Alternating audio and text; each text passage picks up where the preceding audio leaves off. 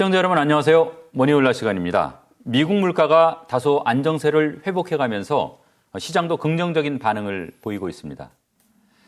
하지만 아직 불안 요소들은 여전하고 갈 길은 멀어 보입니다. 홍춘욱 박사 모셨습니다. 박사님 어서 오십시오. 네, 안녕하세요.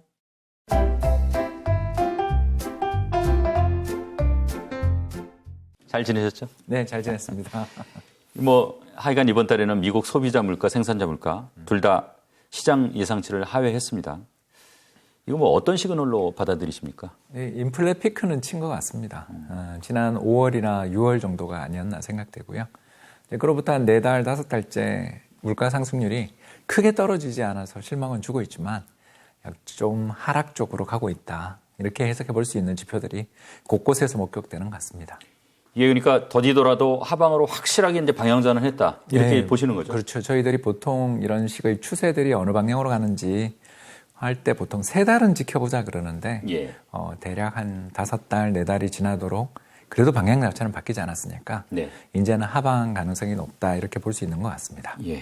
이게 이제 물가 이슈가 지나가면 경기 이슈가 그 자리 대신하는 거 아닌가 이런 걱정들 합니다.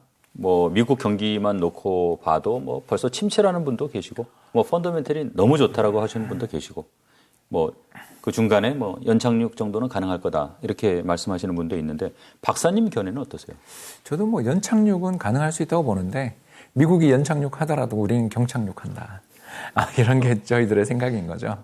이게 어쩔 수가 없는 게 우리나라 수출 기업들이 그동안 중국하고 참 잘해왔잖아요. 예. 그런데 이제 최근에 인플레 감축법이라든가 칩포 법안이라든가 이런 여러 가지 법안들이 나오고 하는 과정에서 중국에 그렇게 공격적인 투자를 할 수 있는 기업들이 없고 실제로 올해 보면 중국 관련돼서 투자하던 기업들이 매년 한 500개 정도 나왔었는데 올해는 80개 현재 10월까지 이 정도로 우리나라 기업들의 투자들이 저물어 가고 있고 또 거기서 탈출하는 기업도 늘어나고 있는 상황에선 예. 결국 선진국 경기밖에 우리가 이제 볼 게 없는데 유럽 경제는 우크라이나 전쟁 끝날 때까지는 답이 없어 보이고 결국 전 세계에서 가장 큰 시장이 미국 시장밖에 없는 상황이다 보니까 아무래도 이게 미국 쪽이 기침하면 우리는 좀 너무너무 힘든 막 폐가 찢어지는 것 같은 그런 고통을 느끼는 상황이 현재 지금 출현하다 보니까 내년 한 적어도 상반기까지는 우리나라 수출이 플러스 나기는 어렵다. 이렇게 보여지는데 최근에 우리 정부가 부동산 시장 관련돼서 계속 규제를 풀고 있는데도 부동산 가격 반등했다는 소리는 안 들리잖아요. 그렇죠. 결국 우리나라 내수 경기는 또 부동산 영향을 상당히 받을 수밖에 없는 게 현실인데 부동산 안 좋고 주식 가격 폭락했고 거기다가 각종 여러 가지 신용 이슈들까지 터지면서 회사채 시장도 안 좋고 수출은 안 되고 그리고 정부가 돈을 풀려고 보니까 영국의 트루스 총리가 지난번 감세하다가 큰일 날 뻔했잖아요. 그렇죠. 네, 그렇다면 예산안 시즌입니다만 내년 예산안이 올해보다 굉장히 확장적으로 짜여져서 내수 경기 부양용으로 돈을 직접 이렇게 투입하기도 지금 만만찮은 이런 여러 가지 여건에서 본다면 미국 경기는 연착륙 정도로 가더라도 우리는 내년에 상당히 힘든 시기들 불황을 겪을 것 같다라고 보고 있습니다. 지금 이제 미국 말씀하셨는데 아마존이 창사 이래 최대 규모 인력 구조조정 시작했습니다. 메타는 이미 진행 중이고 형편 좋다고 하는 그나마 애플도 이제 인력 채용은 동결하고 이런 뉴스들이 이제 계속 나와요. 사실 이제 고용이 무너지지 않는데 경제가 고꾸라지는 건 어렵다. 이런 점에서 이제 고용 지표가 굉장히 좀 관심을 받는 것 같은데 박사님 고용 시장은 어떻게 보고 계십니까? 괜찮은데 인플레 착시 같아요. 이게 무슨 말이냐면 굉장히 고용이 많이 늘고 있죠. 20만 명, 30만 명씩 늘어나고 있고 실업률도 3.7이니까 1969년 이후 최저 레벨에서 움직여요. 그러니까 굉장히 좋죠. 좋은데 안을 뜯어보니까 좀 이상한 게 많이 보이더라. 이게 뭐냐면 임금 상승률이 4%, 5%예요.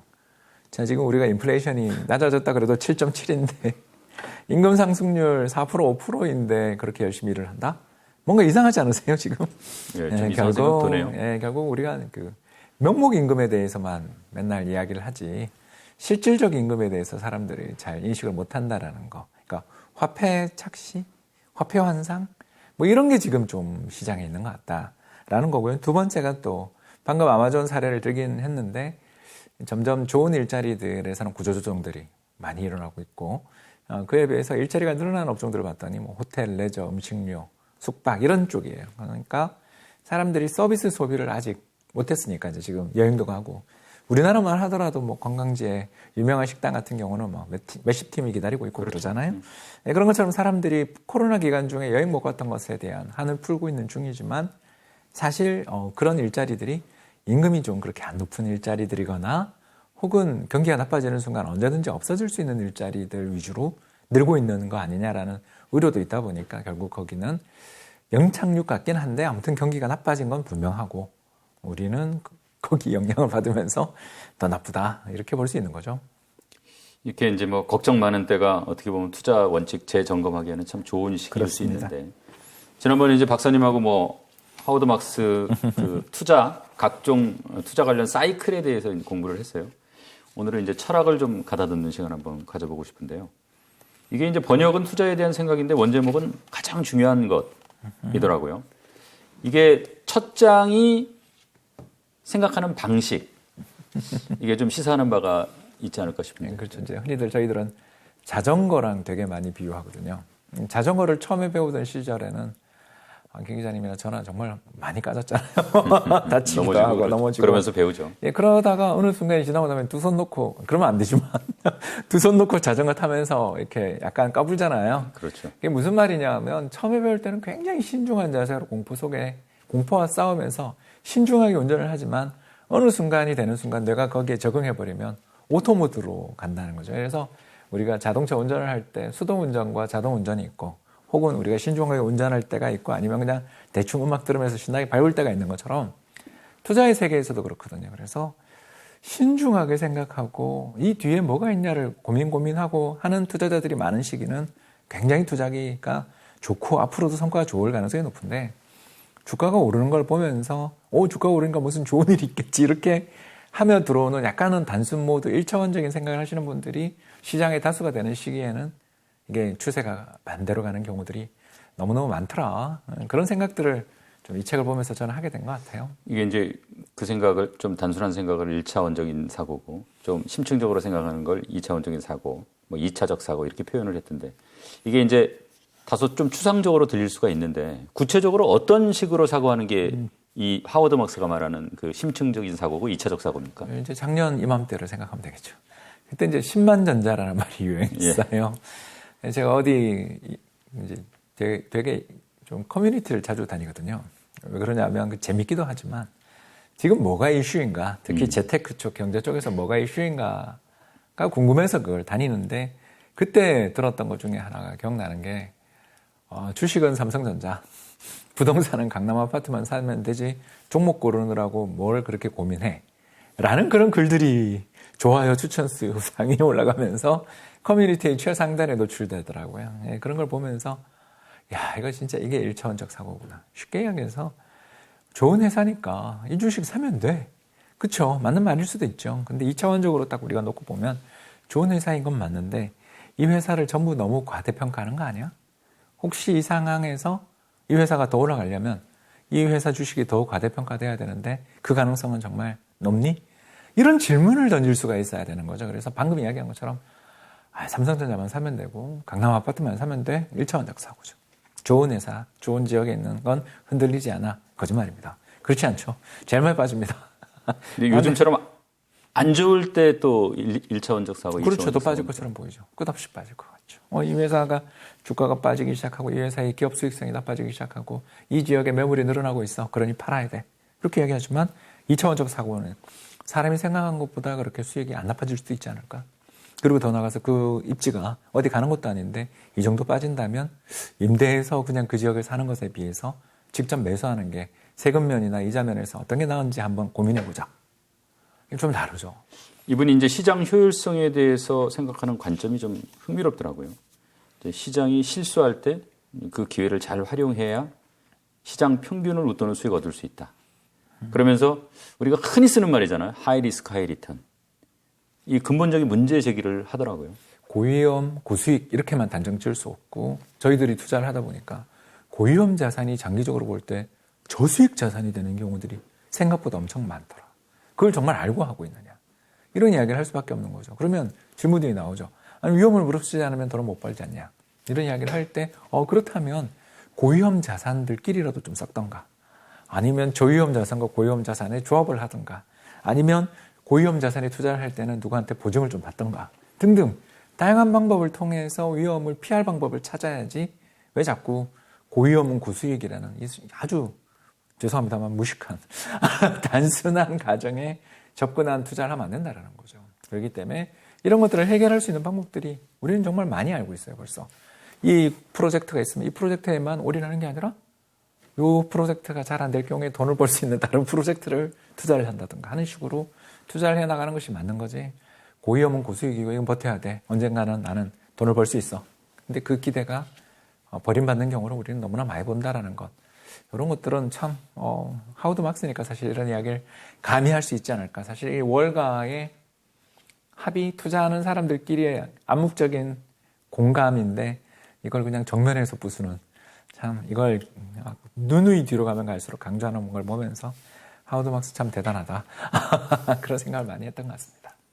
이 투자라는 게 이제 궁극적으로 지향하는 명제가 결국 싸게 사서 비싸게 팔아야 이제 돈을 버는 거니까요.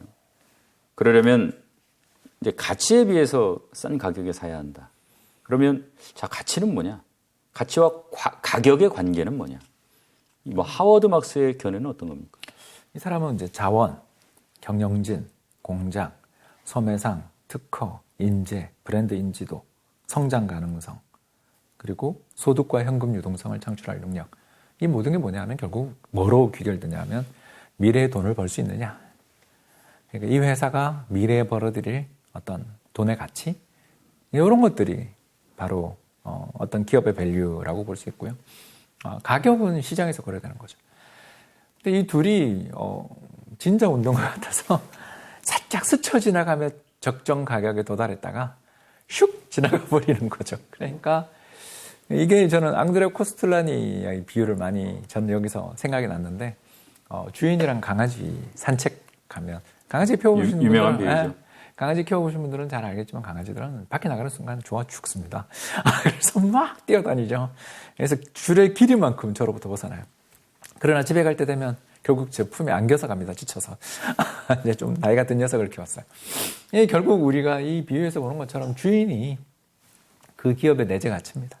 그리고 가격은 주가, 뭐 부동산 가격, 채권 가격, 코인 가격, 뭐 환율 등등 수많은 곳에 그 가치가 있겠죠. 그런 것에서 우리가 비교를 해볼 수가 있는 것 같아요. 그래서 저는 어떤 기업이 가지고 있는 자산, 브랜드 가치, 특허, 그리고 기업에 모여있는 인재들의 능력 이런 걸 통해서 벌어들일 수 있는 미래의 현금 흐름 이런 것들을 넘어서는 시기들은 버블인 거고 이거 밑으로 푹 깔아놓은 시기들이 이제 버블이 붕괴된 다음에 불황이라고 볼 수가 있겠는데 문제는 이제 우리가 이 가치라는 것을 정확하게 평가하기가 되게 어려운 거죠. 그래서 아까 말했던 그 8가지 정도의 포인트 중에서 미래의 성장성에 많은 무게를 두는 사람들은 최근에 이제 BBIG, 배터리 바이오 인터넷 게임처럼 우리를 움직였던 성장 산업, 성장 기업들에 너무너무 좋아하시는 분들일 거고 또 브랜드 가치라든가 이 회사가 가지고 있는 자산의 가치, 경영진의 능력 등등을 좋아하시는 분들은 최근 그래도 금융시장에서 가장 각광받고 있는 주식들 미국 기준입니다. 우리나라는 좀 다른데 은행주라든가 에너지주들이 엄청나게 주가가 좋잖아요. 이런 일들이 벌어지는 것처럼 시장에 바라보는 투자자들의 시각에 따라 어디에 포커스를 두느냐에 따라 가치는 조금씩 달라지긴 합니다만 근데 그 가치를 완전 무시하고 시장을 바라보는 것보다는 가치를 중시하면서 투자를 하게 되면 그나마 그래도 좀 투자에 중심을 잡을 수 있지 않냐 이런 이야기를 하는 것 같아요. 이 하워드 막스가 이제 투자는 결국 미래를 상대하는 것이고 이 미래라는 걸 누구도 알 수 없다. 그게 바로 리스크다. 이 20개의 챕터 중에 3개 챕터는 아예 리스크가 제목이 들어있고 나머지 상당 분량도 사실은 리스크에 대해서 많이 얘기를 하고 있는데 자 리스크를 이해하라, 알아채라, 제어하라 이 3가지 단계를 거쳐서 이제 리스크를 접근을 하고 있는데 일단 이해 좀 시켜주십시오. 리스크 뭡니까? 리스크라는 것은 내가 항구적인 손실을 볼 가능성이죠. 저는 정말 이 말이 맞다고 생각합니다. 저도 사실 파이낸스 이 재무로 박사학위를 받은 사람이지만 저도 되게 변동성이란 말을 굉장히 싫어하게 된 것 같아요. 이 책을 읽으면서. 변동성이 뭐냐면 주식이든 가격이 위아래로 널뛰는 거잖아요. 그래서 장기적으로 보면 이게 분명히 손실의 가능성들로 연결되겠지만 우리를 그냥 변동성은 곧 위험이다. 위아래로 움직이는 폭이 위험이다라고 정의를 하려고 보려니 보통 때는 얌전히 있다가 갑작스럽게 어떤 극적인 사태가 벌어지면서 치명적 손실을 일으키고 다시는 회복되지 않아 버리면 이건 좀 앞에 있었던 변동성과 미래에 오른 변동성을 우리가 제대로 파악할 방법이 없는 거잖아요. 결국 이제 리스크라는 거는 손실 가능성, 뭐 좀 폭넓게 얘기하면은 내 뜻대로 안 되는 거, 뭐 그게 이제 리스크라고 이해를 했어요. 자, 그럼 그건 어떻게 알아채냐 이거죠? 인식하는 방법. 네, 저는 그게 바로 가격과 가치의 관계에 대해서 우리가 관심을 가져야 되는 이유라고 생각하는데, 제가 작년 이맘때 우리나라 주식시장을 보면서 되게 무서웠어요. 근데 빠질다고 주장을 하려니까 그 기세가 너무 무서워서 말은 못하겠고, 그래서 말을 하면서 이제 맨날 했던 이야기가 뭐냐면 우리나라의 역사적인 밸류에이션 레벨, 그러니까 밸류에이션이 뭐냐면 어떤 기업이나 뭐 국가의 주식 가격이 역사적인 어떤 관점에서 봤을 때 비싸냐 싸냐를 판단하는 척도들이겠죠. 그래서 그걸로 계산을 해보니까 2008년 이후에 제일 비싸더라고요.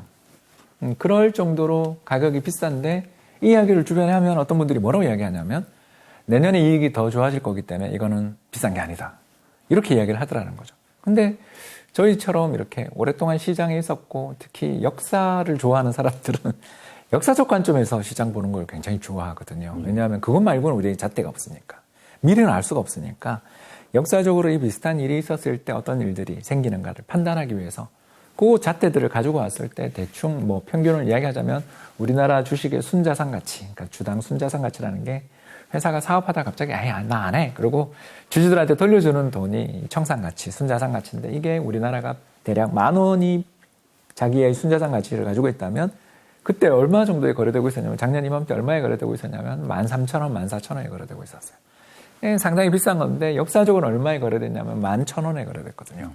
그러면 역사적으로 볼 때 한 20-30% 비쌌던 셈이죠. 그리고 실제로 2022년 올해 이익이 정말 큰 폭으로 늘어났다면 문제가 없었겠지만 안 늘어날 수도 있지 않냐라는 거에 대해서 대비를 할 수 있느냐 없느냐. 결국 리스크를 인지하는 방법을 오늘 벌써 알게 된 거죠. 저는 다음이 오더라도 지금 버블이에요. 저는 이렇게 말 못하는 사람이에요. 왜냐하면 버블은 우리의 예상보다 더 오래 갈 수 있다라는 케인즈의 그 유명한 격언처럼 시장을 예측할 수 있을 거라는 생각은 저는 아예 안 하거든요. 다만 우리는 뭘 이야기할 수 있냐면 내년 이맘때는 지금보다 주식시장이 별로 재미가 없을 수도 있다. 왜? 비쌀 때 사서 그 뒤에 수익률이 안 좋았던 경험이 많다. 확률적으로 그렇다. 요걸 알면 리스크에 대해서, 위험에 대해서, 미래 위험에 대해서 언제 터질지는 알 수 없어요. 저는 정말 이게 중요한 이야기라고 생각하는데 언제가 타이밍이에요? 저는 이런 질문은 굉장히 잘못된 질문이다. 왜? 우리가 한 1년 전으로 돌아가서 왜 올해 우리 시장이 이렇게 망가졌나를 생각해 보면 거의 하나로 가잖아요. 2월에 우크라이나 전쟁 터진 다음부터 이 모든 게 악순환으로 굴러떨어지기 시작했지 않습니까? 국제유가 폭등하는 가운데 중앙은행들이 공격적으로 금리를 인상하고 그 과정에서 투자자들이 전쟁 나니까 무서워서 우리나라 자산을 던지고 달러 사면서부터 이렇게 됐잖아요. 근데 작년 이맘때 누가 우크라이나 전쟁에 대해서 경고를 심하게 안 했단 말입니다. 결국 다시 최대의 내용으로 돌아간다면 투자의 리스크는 결국 주로 비싼 가격 때문에 생긴다. 그리고 그 비싼 가격을 너무 지나치게 낙관해서 의심하지 않고 위험을 회피하지 않은 데서 나온다. 저는 정말 맞는 말이라고 생각해요. 그래서 새로운 시대가 열린다 또는 새로운 레벨로 간다라는 말은 참 저에게 불안한 말이고 대신 좋은 말은 역사적인 관점에서 볼 때 되게 싸다. 역사적인 하단 레벨이다. 외환위기 이후 제일 싸다. 이런 말이 들리면 정말 기분이 좋아진다. 리스크가 상대적으로 적을 거라는 뜻이다. 이렇게 해석을 하고 싶어요. 이제 리스크 정체를 이해하고 그 다음에 이제 인지하고 그 다음 이제 제어할 줄 알아야 되는데 하워드 막스는 다른 사람들에 비해서 더 큰 수익을 올리는 것보다 같은 수익을 내더라도 낮은 리스크 속에서 그런 성과를 내는 사람이 훌륭한 투자자다. 이 말 속에 리스크 제어에 대한 답이 있는 거 아닌가 싶은데 맞습니다. 어떻습니까? 네, 이게 인기 없는 사람들이죠. 하워드 막스는 호황엔 인기가 없는 것 같아요. 왜냐하면 호황에는 더 매력적인, 예를 들어서 캐시우드, 돈 너무 언니 잊어버리셨죠. 벌써 1년 전에 인기인이었습니다. 근데 이분의 펀드가 2020년 중에 76% 빠졌더라고요. 그러니까 왜 이런 일이 벌어졌나 생각하면 이분이 들고 있는 포트폴리오가 작년이나 올해가 크게 달라진 건 없는데도 불구하고 사람들이 달라졌거나 아니면 금리가 올라가는 과정에서 이거 너무 비싸다고 생각했겠죠. 이런 것처럼 시장이 잘 나갈 때 스타 매니저들이 부각되는 시기가 있지만 사실 저는 정말 대단한 사람들은 불황에서 손실을 축소하고 그리고 불황에서도 자산을 지켜내면서 불황에서 다음번 호황장이 올 때를 대비해서 잘 사모으는 사람들이 진정한 능력자가 아니냐. 네, 그래서 불황에 잘 대응하면 호황 때 그렇게 욕심을 내지 않아도 되는, 그게 저는 정말 리스크를 제어하는 방법 아니냐. 결국 워렌 버핏이 맨날 강조하는 이야기 한 번 더 하자면 투자의 첫 번째 원칙은 무엇입니까? 라고 주주총회에서 어떤 주주가 물었습니다. 그랬더니 손실을 보지 않는 것입니다. 라고 답을 했습니다. 두 번째 원칙은 무엇입니까? 라고 물으니까 첫 번째 원칙을 잊지 않는 것입니다. 라고 답을 했다라는 유명한 투자업계의 격언이 있습니다. 아마 또 하워드 막스는 그 손실을 보지 않는 방법은 어떻게 합니까? 라는 질문에 대해서 아마 이렇게 이야기를 한 것 같아요. 참 제어한다. 멋진 표현인 것 같습니다.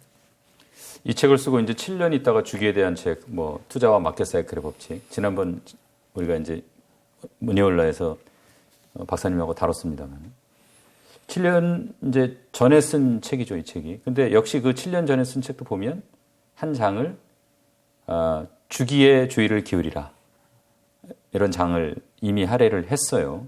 그리고 나서 이제 7년 있다가 주기에 대한 책을 별도로 썼는데 그만큼 주기가 중요하다는 거겠죠. 그렇죠. 이게 안 올 것 같은데 오더라고요. 저도 2020년에 가파른 불황이 오고 그 뒤에 회복될 거라고 저도 봤지만 21년은 저도 예상 못했거든요. 왜 이렇게 강한 상승이 나타나는가. 더 나가서 부동산 가격이 특히 작년 한 해 20.3% 올랐거든요. 전국 아파트 가격이. 그러니까 도저히 상상할 수 없는 그런 일들이 벌어지는 이유가 뭘까? 이런 걸 물으면 결국 이게 신용 때문이 아니냐. 이게 크레딧. 결국 돈이 많이 들어요. 그래서 어떤 모험적인 프로젝트나 또는 이 사람의 신용도가 그렇게 높지 않다고 생각되는 사람에게조차 돈을 마구마구 주는. 뭐 프로젝트 파이낸싱, 물론 미래의 돈을 얼마든지 가져올 수 있지만 부동산 경기가 좀 나빠지거나 건자재 가격이 올라가거나 미분양이 발생하는 순간 위험에 처할 수 있는 프로젝트이지만 이게 굉장히 안전해 보이니까 사람들이 돈을 빌려주기 시작하고 그 돈들이 다시 경제에 풀리고 자산시장에 풀리면서 그게 또 더 많은 소비나 더 많은 투자로 연결되며 경제를 달아오르게 만드니까 사람들이 거기에 도취되는 거죠. 그래서 정말 그 금리 그리고 대출을 해주는 사람들의 태도, 이 둘이 어쩌면 시장 경제에서 가장 중요한 경기 순환의 요인이고 그게 사람인 거죠, 그죠? 사람의 심리. 참 이런 생각을 하게 돼서 이 책 쓴 지 정말 많은 시간이 2011년에 나온 책이거든요. 11년 지났습니다. 예, 그렇게 오래된 책인데 좀 이렇게 읽는데 새로운지 지금을 보고 쓴 것 같아요. 참 재밌었습니다. 이런 주기를 이제 무시하면 결국에는 야, 이번에는 다르다로 가고 지나서 보면 이건 뭐 늘 재앙을 초래했어요. 왜 이번에는 다르다 이런 어리석음이 반복되는 걸까요? 뭐 이제 여러 가지 뼈를 많이 때리시던데 가장 저는 핵심은 결국 과거를 애써 보지 않는, 그러니까 옛날에 이런 일이 있었을 때 이런 일이 벌어졌어라고 말하는 사람들의 조언을 애써 무시하는 것들이 큰 것 같아요. 그래서 투자의 3단계, 강세장의 3단계 나오는 이야기가 저는 정말 재밌었는데 그 첫 번째 1단계, 소수의 미래지향적인 사람만 상황이 호전될 것이라 이야기한다. 지금이면 좋겠습니다.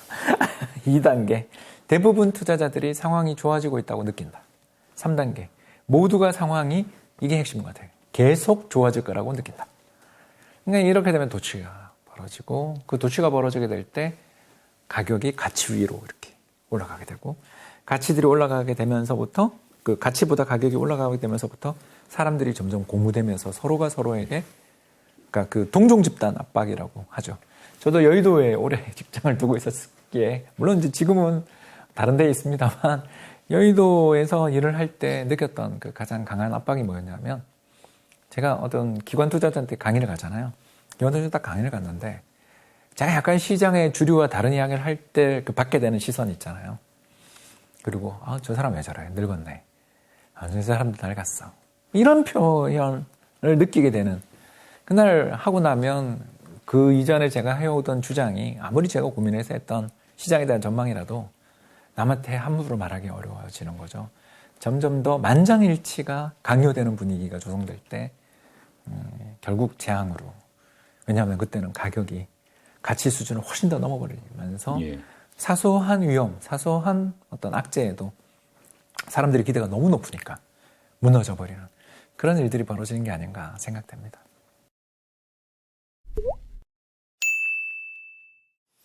박사님 요새 강연도 많이 하시죠? 다시 시즌이 왔습니다. 어떤 질문을 가장 많이 받으시고 그 질문에 대한 박사님의 답은 뭡니까? 인플레가 어떻게 될 것인가에 대한 질문들을 많이 주시고요. 예. 인플레이션이 계속 끝없이 더 강화될 거라는 그런 주장들이 많은데 당신의 생각은 어떠냐 이런 질문을 많이 받게 되는 것 같아요. 예. 그럴 때 저의 답은 거의 정해져 있는데 모든 사람이 인플레이션에 대해서 다 인지를 하고 그리고 인플레이션이 가장 중요한 정책의 우선순위다라고 생각하게 되면 그때가 지나고 보면 대체로 인플레이션의 고점인 경우가 많다. 그런 이야기를 많이 드리게 되는데요. 왜 그러냐면 인플레이션이 발생하게 되는 순간 사람들의 소득보다 물가가 더 많이 오르게 되면 불황이 올 가능성이 굉장히 높아지고 그리고 이런 인플레가 앞으로 계속 올 거라고 생각이 되게 되면 사람들이 자신의 임금이 오르지 않는 상황에서는 미래에 닥치게 될 인플레이션들을 걱정하면서 보수적인 태도들을 취할 가능성이 높아지고 이게 결국 경제의 새로운 반전의 계기들을 만들어내는 경우가 종종 있지 않냐. 그 투자자들 접하면서 이제 심리가 읽힐 거 아닙니까? 박사님 입장에서. 야, 요새 이제 투자자들이 되게 이런 심리 상태에 있구나. 박사님 입장에서 좀 걱정된다. 어떤 게 있습니까? 약세장의 1단계를 한번 이야기를 해보자면 일부의 사람만 경제가 나빠지고 있다는 것을 인지합니다. 약세장의 2단계는 상당수의 사람들이 경기가 나빠지는 걸 인정하고 추세가 꺾였다는 걸 동의합니다. 마지막 3단계는 모든 사람이 경기가 나빠진다고 동의하고 앞으로 계속될 거라고 인정합니다. 자, 그러려면 패닉이 나와야 됩니다. 즉 모든 사람들이 다 경기에 대해서 좀 이렇게 비관하고 경기에 대해서 이제 앞으로 영원히 희망은 없어 라는 사람들이 많아질 때 저는 낙관하거든요. 그때가 싸니까. 가격은 우리는 방향은 모르지만 가치 대비 굉장히 싸질 테니까. 근데 최근 어디 포럼을 갔는데 부동산 관련 포럼이었는데 거기서 한 참석자가 집값의 하락이 나오는 것은 착시에 불과하고 주택시장은 매우 견조하고 안정적이고 곧 회복될 거다라고 강하게 주장을 하더라고요. 그분의 모습을 보면서 주택시장을 비롯한 각종 자산시장은 아직 바닥은 아니구나. 희망을 너무 가지고 추세를 저항하시는 분들이 아직 시장에 꽤 남아있고 동의를 얻으면 아직 완전히 대부분의 사람들이 모두 시장의 추세에 대해서 하락이다. 이렇게 동의를 해야 바닥이 나오는데 아직은 부동산 시장은 아니구나.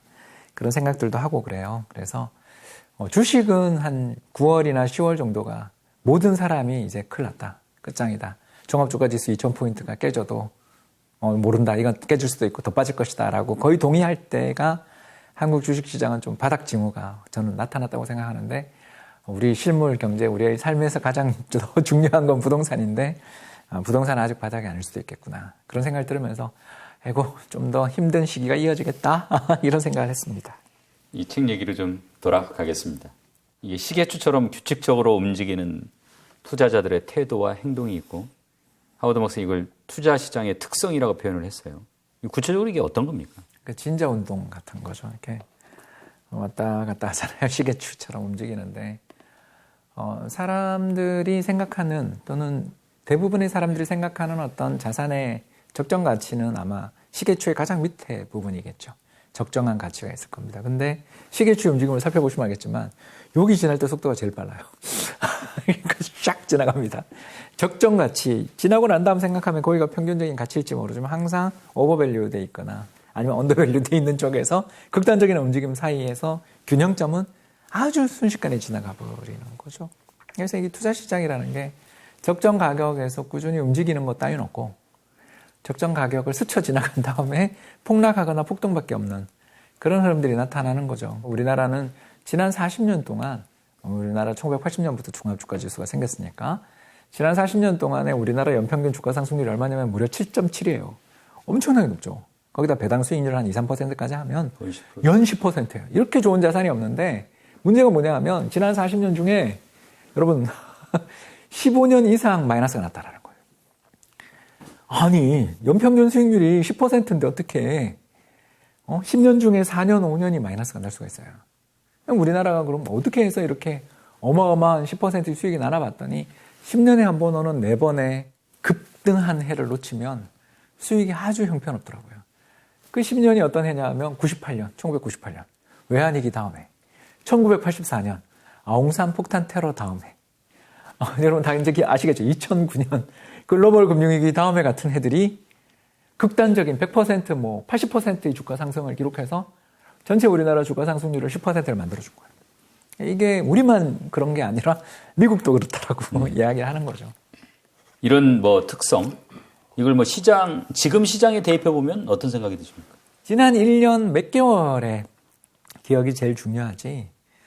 그 지난 뭐 10년 전에도 이런 일이 있었어요. 그러니까 제가 2008년 이야기를 했는데 15년, 14년 전에 그런 일이 있었다라는 것과 지금이 그게 무슨 상관이 있어? 아, 이런 틀딱. 제가 직접 들은 댓글이거든요. 그게 지금이랑 무슨 상관이 있어? 라고 이야기하시는 분들을 저는 너무나 많이 봤기 때문에 참 투자의 기억이 너무 이렇게 선정적으로 소비되고 요새 아주 많이 히트하는 그런 용어가 있지만 정말 일단 너무 노골적인 표현밖에 없는 그런 국면이 시장의 대부분을 차지하다 보니까 역사가 이렇게 형태는 다르지만 반복된다라는 걸 애써 잊어버리는 것 같다. 그런 씁쓸함을 좀 갖게 되는 것 같아요. 이게 이제 다른 사람이 하는 실수는 우수한 실적을 낼 수 있는 잠재적인 기회를 제공하는데 이런 실수가 되게 이제 심리에서 나온다. 자, 어떤 심리적 요인이 실수를 만들어내고 또 어떻게 해야 이런 부정적인 영향에 맞설 수 있다고 지금 하워드 막스는 얘기하고 있습니다. 이게 이제 두 가지가 저는 핵심이었다고 생각하는데 하워드 막스는 뭐 이 잔소리꾼이에요. 8가지나 되는 중요한 이야기를 해주는데 저는 그중에 두 가지가 제일 중요했던 것 같아요. 첫 번째가 뭐냐 하면 과거에 이런 일이 있었다라는 그런 가르침들을 해주시는 분은 세상에 분명히 많아요. 우리 머니올라 채널뿐만 아니라 다른 데서도 되게 많았는데 그걸 애써 무시하는 이유가 뭐냐 하면 지금 내 돈 버는데 도움이 안 될 것 같은 이야기는 일단 닫아버리는 거죠.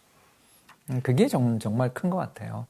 그래서 갤브레이스 교수, 그게 이제 예전에 어마어마하게 유명한 경제사의 거장이시죠. 이분이 이 사람은 이야기하는데 종종 젊고 늘 확신에 차 있는 세대가 금융계와 더 크게는 경제계에 새로운 혁신적 발견이 시작된 것처럼 환호하고 좋아한다. 그리고 이건 과거에 있었던 일과 전혀 다르다라고 선언해버리는 거죠.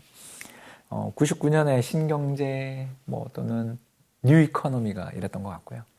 2007년에 새로운 금융공학이 금융의 리스크를 통제했다고 말할 때가 그랬고 2020년에 코로나 이후에 어마어마한 돈풀기가 시작되면서 우리는 위드 코로나 시대에 살면서 이제 언택트가 모든 것이고 유형 자산보다는 무형의 자산이 훨씬 더 중요하고 거기에 투자하는 기업이 앞으로 미래가 있다라고 이야기했던 그 시기가 수도 없이 반복되는 거죠. 그리고 두 번째가 저는 이게 동종 집단 압박이라는 것에서 벗어날 수 있는 좀 자아가 있어야 된다. 에고를 갖고 있어야 된다. 그러니까 남의 말에 지나치게 흔들리면 이게 투자해서 돈을 벌 수가 없는 거죠. 남이 저 사람 왜 저래? 라고 이야기할 때 아유 뭐 그러네요. 이러고 말아야 되는데 자책하고 괴로워하고서 그 비난에서 어떻게든 자기를 수용해 나가는 과정을 통해서 의견을 잃어버리고 관점을 잃어버리고 그래서 객관적이고 계산적인 어떤 태도를 유지해야 되는 시기에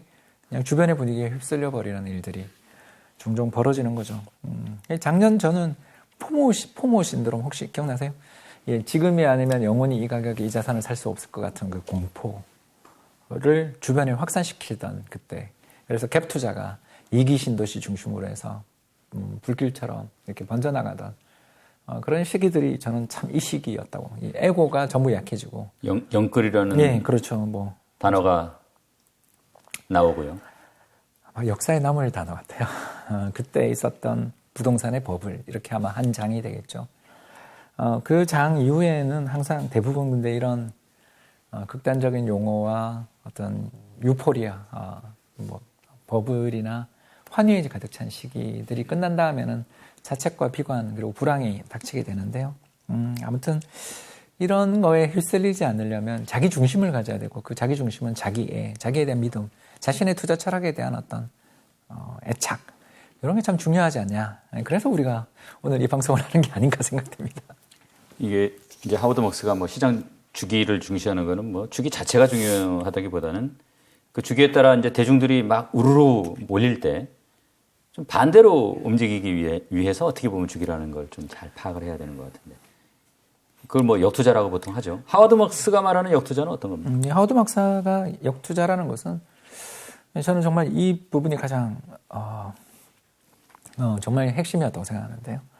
모두가 최고의 선택이라고 믿는 투자에 대해 생각해보자.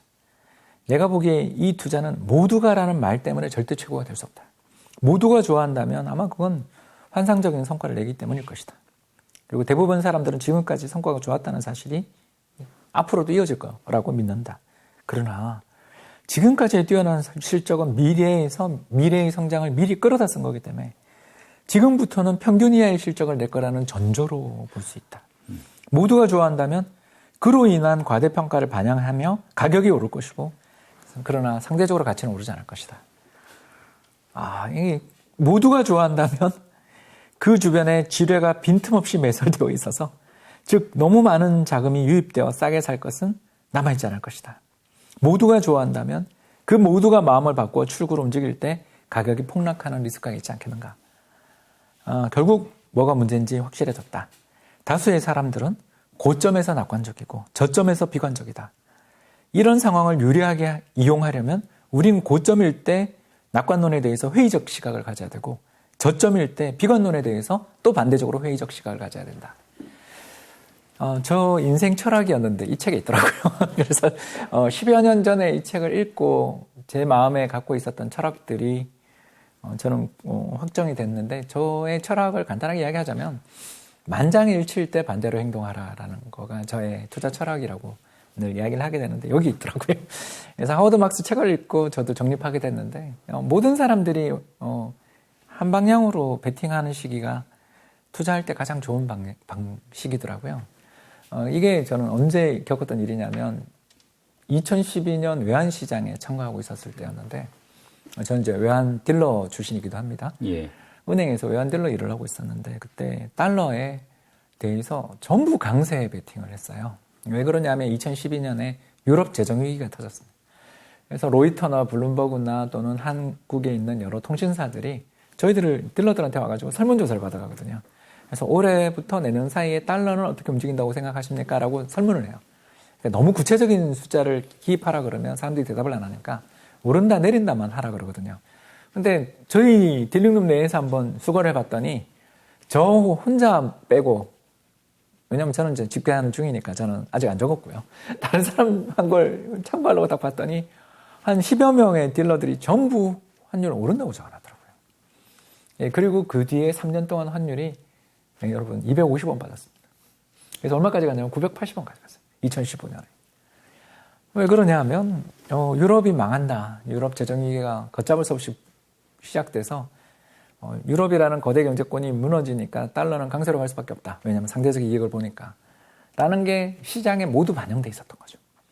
시장 가격에 모두 반영돼 있는 상황에서 거기서 그 마리오 드라기라고 혹시 기억나실지 모르겠어요. 얼마 전 이탈리아 총리까지 지내신 유럽중앙은행 의장님께서 나는 유로의 가치를 지키기 위해서는 무엇이라도 할 단호한 의지를 가지고 있다는 그 유명한 선언 이후에 실제로 진짜 그 사람이 어마어마한 대규모 자금 투입을 하면서부터 유로화의 가치가 반등하고 3년 동안 달러가 약세로 가는 걸 보면서 우리는 진짜 알 수 없다. 그리고 모든 사람이 한 방향에 대해서 베팅을 하게 될 때는 반대편으로 서는 게 굉장히 안전한 선택이 될 수 있다. 그걸 정말 몸으로 체험했었는데 여기서 이 대목을 보니까 내가 혼자 공부해서 얻은 철학이 아니라 하워드 막스 덕분에 정립할 수 있었던 철학 같습니다. 실제 투자에서는 결국 뭐 자기가 좋아하는 자산을 낮은 가격에 살 수 있느냐 여기 이제 성패가 달렸을 겁니다.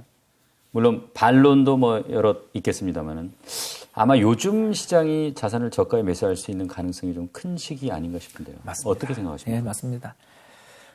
저가에 매수할 수 있는 자산들을 사기가 왜 어렵냐면요. 첫 번째, 어떤 기업이 해당 산업에서 이미 경쟁력을 잃어버렸기 때문에 싼 거 아니냐. 이렇게 이야기할 수도 있고요. 또 이 회사가 재무적으로 굉장히 부실해서 그런 거 아니냐. 또는 이 회사가 불황이 발생했을 때 여기서 보호책이 있는가.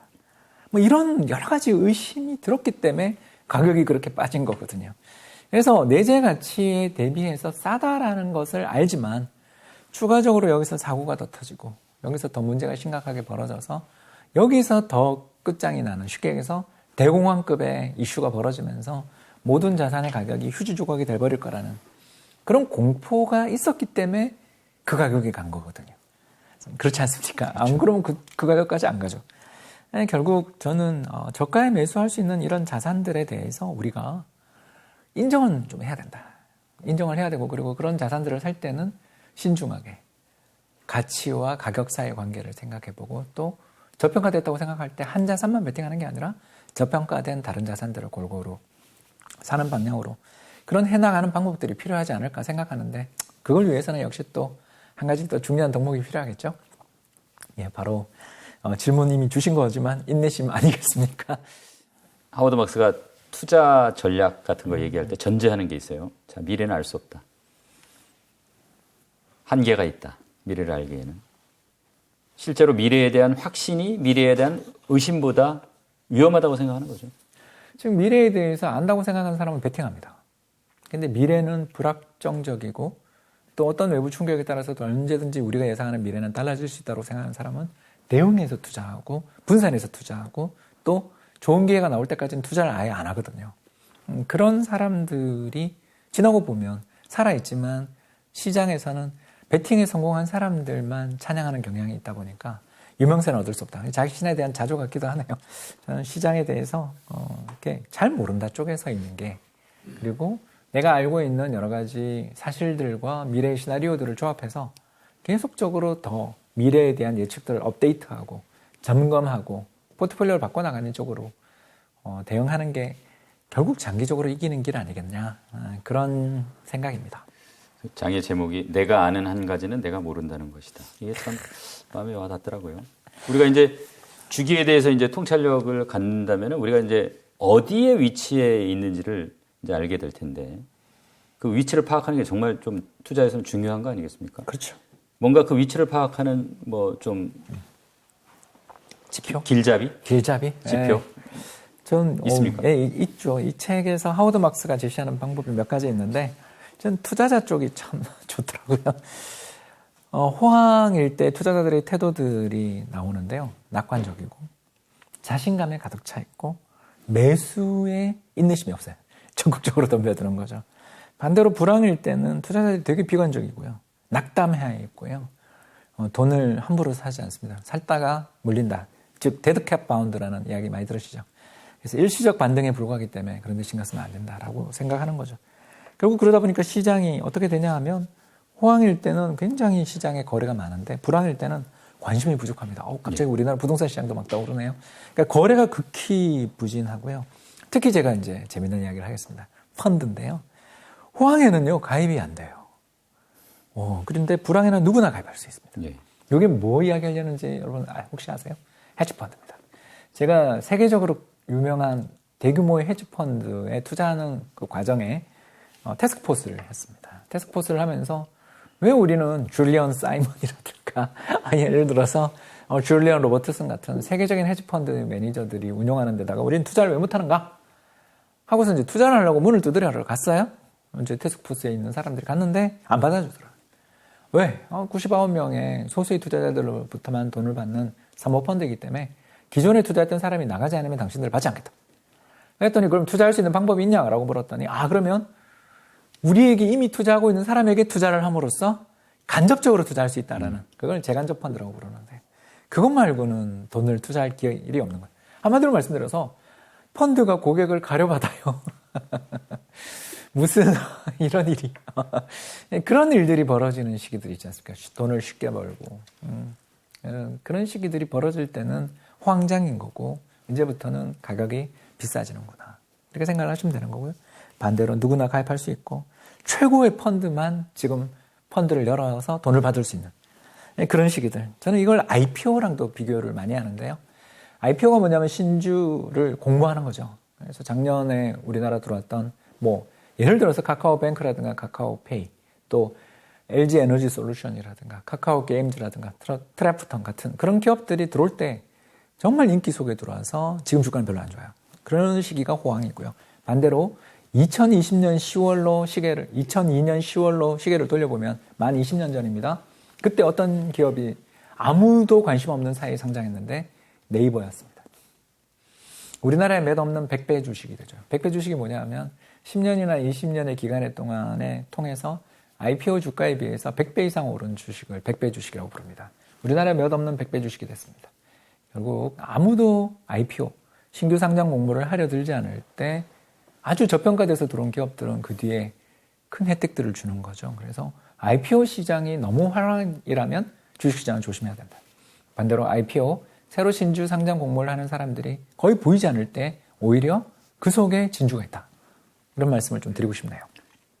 결국은 두 부류로 구분할 수가 있어요. 나는 안다 유파. 이거 나는 모른다 유파. 이 둘을 비교를 해서 설명하는데 재밌더라고요. 나는 안다 유파가 다수입니다. 이 사람들은 경제, 금리, 시장이 앞으로 어떤 방향으로 나갈지를 알고 유행하는 주식이 투자의 성공의 필수라고 생각한다. 그리고 미래에 대해서 아는 게 가능하다고 믿고요. 자신이 예측할 수 있다는 것을 압니다. 그리고 이들은 다른 모든 사람들이 예측을 시도하지만 그들은 실패하고 자기만 성공할 거라고 생각한다라는 거죠. 반대로 나는 모른다, 불확실한 유파에 있는 사람들은 정확한 미래가 어떤 모습일지 알 수 없고 또 우리가 알기 어려운 수많은 일에 의해서 영향을 받을 수 있기 때문에 시장의 미래에 대해서 정확하게 예측하는 것은 불가능하기 때문에 결국 성공의 기회를 늘리려면 시장이 극단적 상황에 있을 때 대다수와 반대로 행동을 하고 결과에 나쁜 또는 영향을 미칠 수 있는 그 불확실성들을 감안해서 많은 시도를 통해서 효과가 입증될 때까지 의심의 눈으로 계속 전략을 테스트하고 검증하고 한다. 그러니까 올인하지 않으면서 남들이 회의적인 시각이 압도적일 때 그때 투자하는 태도들을 가짐으로써 시장을 모르지만 나는 돈을 벌 수 있다가 되는 그런 전략이 되는 게 아닌가 생각됩니다. 거꾸로 이제 사실은 호황에서는 그래서 역으로 이제 어떻게 보면 방어적인 어떤 그런 자세가 중요한데 이 하워드 먹스가 이 책에 보면 친구들이 자기한테 이제 투자 자문을 하면 물어본다는 거예요. 당신은 뭐 돈을 버는 거하고 손실을 피하는 것 중에 뭐가 중요하다고 생각하냐? 그게 이제 뭐 상대방이 어떤 타입의 이 투자자인지를 파악하기 위해서이기도 하겠지만 결국은 방어적으로 투자해야 된다는 걸 전달하기 위해서 이제 이런 질문을 하는 것 같아요. 참 그 두려움을 가지고 투자하라라는 그런 말로 요약이 될 것 같은데요. 손실 가능성에 대해서 그리고 당신이 모르는 무언가가 있을 수 있다는 것을 늘 걱정하면서 투자를 하자라는 거죠.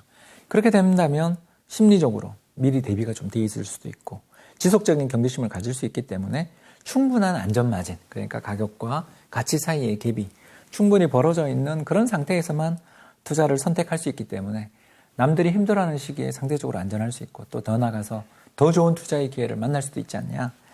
그렇게 생각하는 게 바로 하워드 막스의 투자 철학. 그래서 방어적 투자 전략이라는 게 유명해지기는 어렵지만 부자는 될 수 있는 그런 전략이 아닌가 생각합니다. 자, 그렇다고 하면은 이게 이제 뭐 방어 투자의 연장선입니다만은 자, 손실을 피하려면 그 손실을 유발하는 함정을 이해하고 피하는 방법을 알아야 한다. 그렇죠. 하워드 먹스가 제시하는 뭐 해답은 뭡니까? 저는 뭐 이건 거의 평범한 답이 될 수밖에 없다고 생각하는데 그 자산에 대해서 잘 알아서 가치를 파악할 수 있어야 되고요. 두 번째는 가치를 파악하는 것뿐만 아니라 시장에 순환이 있다는 걸 인정하고 시장의 순환이 극에 달하면서 사람들의 심리가 낙관적으로 완전히 치우치거나 비관적으로 완전히 치우치는 시기에 투자를 결정해야 되고 세 번째는 그 투자가 결정되는 시기에도 불구하고 안전한 마진이 있는지를 판단하고 더 나아가서 올인하기보다는 수많은 테스트들을 통해서 분산하고 그리고 안전하다고 생각되는 전략이 있을 때까지 인내심을 가지고 기다리는 이상의 내용들을 복합적으로 하는 수밖에 없는 거죠. 그러다 보니 하워드 막스의 주장이나 이런 것들이 잘 가는 시기에는 잘 안 보이는데 지금처럼 저는 트리플 약세라고 이야기를 하는데 우리나라에 있는 주식, 부동산, 채권 모든 자산의 가치가 1년 전에 비해서 대부분 폭락해 있는 상황에서 사람들이 왜 이렇게 폭락함에도 불구하고 사지 않는가?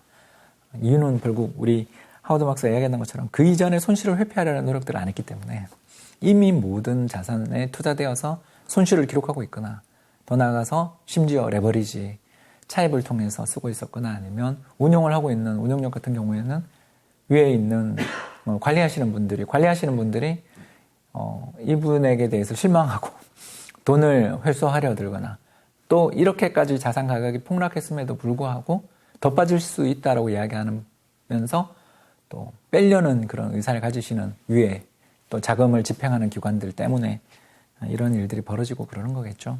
참 어려운 이야기입니다. 어려운 이야기고 저는 하워드 막스의 책을 읽는 거는 출발점으로는 굉장히 좋은데 이대로 100% 할 거라고 생각하는 자체가 벌써 나는 세상을 안다 쪽에 속하게 되는 거예요. 저는 이걸 다 못할 거라는 것을 알고 있는 것도 되게 중요하다고 생각해요. 왜냐하면 자신에 대해서 너무 엄격하면 투자에 성공할 수 없습니다.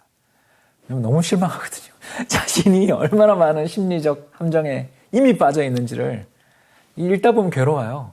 투자가 실패한 다음에 이 책을 읽으면 전부 나한테 하는 이야기 같이 느껴질 정도로 힘듭니다.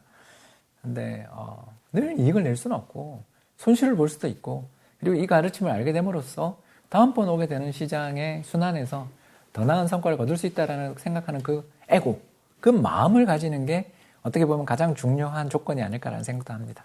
이 책 읽으면서 야, 이게 3년만 먼저 읽었으면 어땠을까? 근데 사실은 또 3년만 먼저 읽었으면 어땠을까라는 시기가 또 올 거란 말이죠. 자주 와요. 그래서 지금이라도 읽는 게 참 의미가 있었다 이런 생각을 맞습니다. 했고요. 그리고 이제 사실 투자라는 게 늘 성공할 수는 없지 않습니까? 그렇죠. 성공할 때도 있고 실패할 때도 있는데 뭐 산수 정도 수준인데 사실은 늘 성공할 수는 없는 거니까 뭐 그래도 성공한 횟수가 실패한 횟수보다 많거나 그렇죠. 아니면 뭐 횟수가 좀 적더라도 성공할 때 좀 그 성공 폭이 커서 그렇죠. 손실을 만회할 수 있는.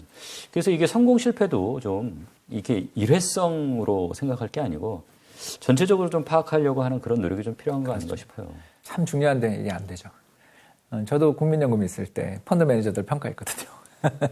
펀드 매니저 평가하는데 자꾸 1년 성과에 눈이 가요. 사람들은. 뭐 예를 들어서 저는 5년 평가에서 최상위에 있는 펀드가 있었는데 그 펀드 1년 성과는 최악이었어요. 근데 그 이전에 엄청 좋았던 거죠. 자, 이런 펀드 매니저로부터 자금을 회수할 것인가?